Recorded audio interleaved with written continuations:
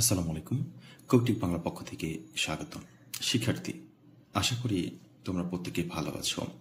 2024-25 শিক্ষাবর্ষে সরকারি প্রতিষ্ঠান সময়ে 4 বছর মেয়াদী যে ডিপ্লোমা ইঞ্জিনিয়ারিং বা ডিপ্লোমা ইন মেরিং ইত্যাদি শিক্ষাক্রমে ভর্তি বিজ্ঞপ্তি বা ভর্তি আবেদন তোমরা করে ফেলেছ। তো আজকে একটি নতুন বিষয় আলোচনা করতে চাচ্ছি, পুরোটা সময় সাথে থাকবে। আর যারা এই মুহূর্তে আমার চ্যানেলে জয়েন করেছো অবশ্যই চ্যানেলটিকে সাবস্ক্রাইব করে বেল আইকনটি অন করে দিবে, বন্ধুদের মাঝে বেশি বেশি শেয়ার করে দিবে, কোনো প্রশ্ন থাকলে কমেন্ট করবে। একটি বিষয় নিয়ে আলোচনা করব, সেটা হচ্ছে আমাদের ভর্তি আবেদন শুরু হয়েছে 26/5/2024 হতে 25/6/2024, প্রায় 1 মাস। সকাল 9 থেকে প্রথম পর্যায়ে আবেদন শুরু হবে। এখন এই প্রথম পর্যায়ের আবেদনের ফলাফল দিবে কত তারিখে? ফলাফল দিবে হচ্ছে 1/7/2024, তার মানে জুলাই মাসের 1 তারিখে আমরা ফলাফলটা হাতে পাবো, মানে কোন কলেজে আমাদের রেজাল্ট আসছে।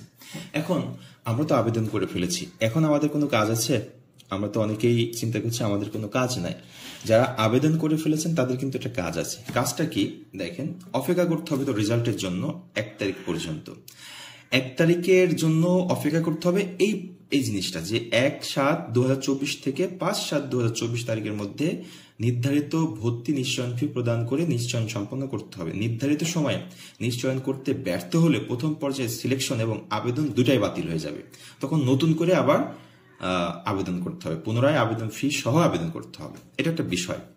তাহলে আমাদের খেয়াল রাখতে হবে আমাদের রেজাল্ট কত তারিখে দিছে, আমার রেজাল্টটা আসলো কিনা, রেজাল্ট কিভাবে দেখবেন সেটা নিয়ে একটা আলোচনা করব। হ্যাঁ, আর যারা রেজাল্ট পাবেন কিন্তু আপনি নিশ্চয়ন করতে চাচ্ছেন না বা অন্য কোনো কলেজে ভর্তি হতে চাচ্ছেন, ডিপ্লোমা করতে চাচ্ছেন না, তখন কিন্তু আপনি নিশ্চয়ন করবেন না। নিশ্চয়ন না করলে আপনার আবেদনটা বাতিল হয়ে যাবে। তখন আপনি নতুন করে আবার যে কোনো জায়গায় যে কোনো কলেজে আবেদন করতে পারবেন।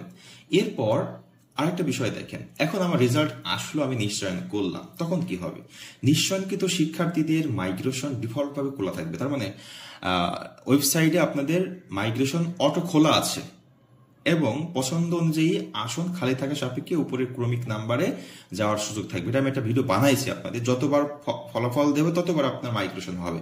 আর যদি আপনি মনে করেন যে আপনার না এই টেকনোলজিটা আপনার জন্য পারফেক্ট, আপনি লগ ইন করে অটো মাইগ্রেশনটা অফ করে দিবেন, তাহলে ওই সাবজেক্টে আপনার থাকবে। ওকে, এরপর সবচেয়ে গুরুত্বপূর্ণ বিষয়, মানে আজকের মূল বিষয় হচ্ছে দেখেন, প্রথম, দ্বিতীয়, তৃতীয়, চতুর্থ, পঞ্চম পর্যায়ে নিশ্চয়নকৃত শিক্ষার্থীদের সংশ্লিষ্ট প্রতিষ্ঠানে এসএসসি পরীক্ষার মূল নম্বরপত্র, তার মানে আপনার ভর্তির আগে যে তারিখ দিবে, তারিখের আগে মূল নম্বরপত্র চলে আসবে বোর্ড থেকে, আপনি নিয়ে চলে আসবেন স্কুল থেকে।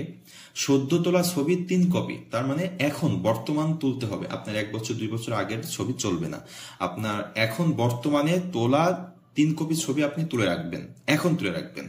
প্রশংসাপত্র ফটোকপি জমা প্রদান সাপেক্ষে 11/8/2024 হতে 20/8/2024 তারিখের মধ্যে সশরীরে উপস্থিত হয়ে প্রাতিষ্ঠানিক ভর্তি সম্পন্ন করতে হবে। তার মানে প্রথম থেকে পঞ্চম পর্যায়ে যত স্টুডেন্ট নিশ্চয়ন করেছিলেন যে প্রতিষ্ঠানে, সেই প্রতিষ্ঠানে যেয়ে আপনাকে ভর্তি কমপ্লিট করতে হবে। নিজে যাইতে হবে, অন্য কেউ গেলে হবে না, নিজে যাইতে হবে। সাথে কি নিতে হবে?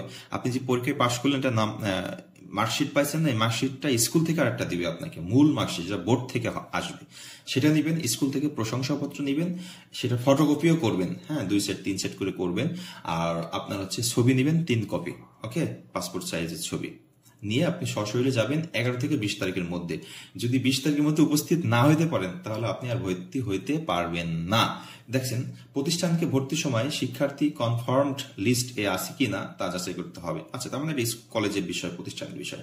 কেউ যদি দেখেন কি বলছে যে শিক্ষার্থী অনুপস্থিত হলে গণ্য হবে, নিশ্চয়ন বাতিল হলে গণ্য হবে। এসব অনুপস্থিত শিক্ষার্থীর তথ্য সংশ্লিষ্ট প্রতিষ্ঠান কর্তৃক 22/8 থেকে 27/8 তারিখের মধ্যে অনলাইনে প্রেরণ করতে হবে। মানে কোন স্টুডেন্ট ভর্তি সুযোগ পেয়েও ভর্তি হলো না, সেগুলো অনলাইনে প্রেরণ করতে হবে, কারণ পরবর্তীতে আবার বোর্ড কর্তৃক আবার পুনরায় যারা এতে ছিল, ওয়েটিং এ ছিল, তাদের রেজাল্ট আসবে।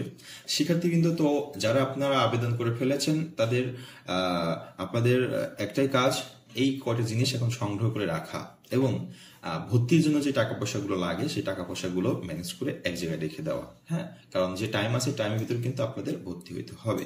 ওকে, সবাই ভালো থাকবেন, সুস্থ থাকবেন, কবিটি বাংলার সাথেই থাকবেন। আর ভর্তিতে কত টাকা কত পয়সা লাগবে, কি করতে হবে সেটা নিয়েও একটা ভিডিও পাবেন খুব তাড়াতাড়ি। ভালো থাকুন, আল্লাহ হাফেজ।